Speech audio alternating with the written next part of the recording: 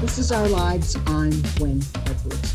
In the rush to find a cure for COVID, are we overlooking a possible more natural cure like vitamin D? Dr. Leslie Ray Matthews joins me now. And thank you so much, Dr. Matthews, for being on Our Lives. And you say massive high doses of vitamin D could really help in this fight. Yes, it could. Thank you for having me. Vitamin D, first of all, is a hormone. It's not a vitamin. It was discovered 100 years ago, and they had vitamin A, B, and C, and they just named the next substance that they found vitamin D. So what hormone D does, a hormone is a substance that interacts in your blood system, and it affects multiple systems in your body.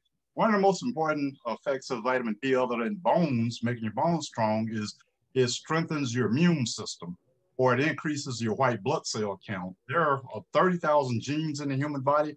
Vitamin D controls 3,000 out of those 30,000 genes, or 10% of your DNA gene expression. So imagine if you learn how to manipulate that, or you understand the biochemistry of hormone D, imagine the many different things you can do. So as a trauma critical care surgeon, two things that surgeons face, or two things that cause surgeons problems, are bleeding, clotting problems, and infections. So we have to become experts in infections. So hormone D is relatively cheap. You can go to Walmart or anywhere else and buy it, $15, $20. So what it does is it increases a white blood cell count.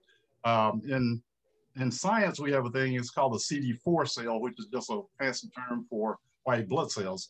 So white blood cells is what basically fight the bacteria, the virus, the fungus, and the parasitic infection, and it does cancer surveillance also. So if you increase your white blood cell count and have a strong immune system, you can basically fight off anything. What research do you have to back that up?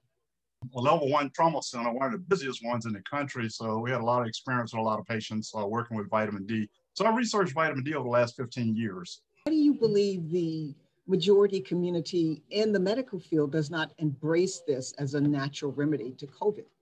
Well, that's a great question. I'm glad you asked that. First of all, in medicine, anything that you come out with is novel, new, even if it's 100% true, it takes an average of 13 years for something to become the standard of care in medicine. So we have a saying, the only people that like changes are babies, and still like their diapers change and stuff. So even when it's 100% true, like I said, doctors take an average of 13 years.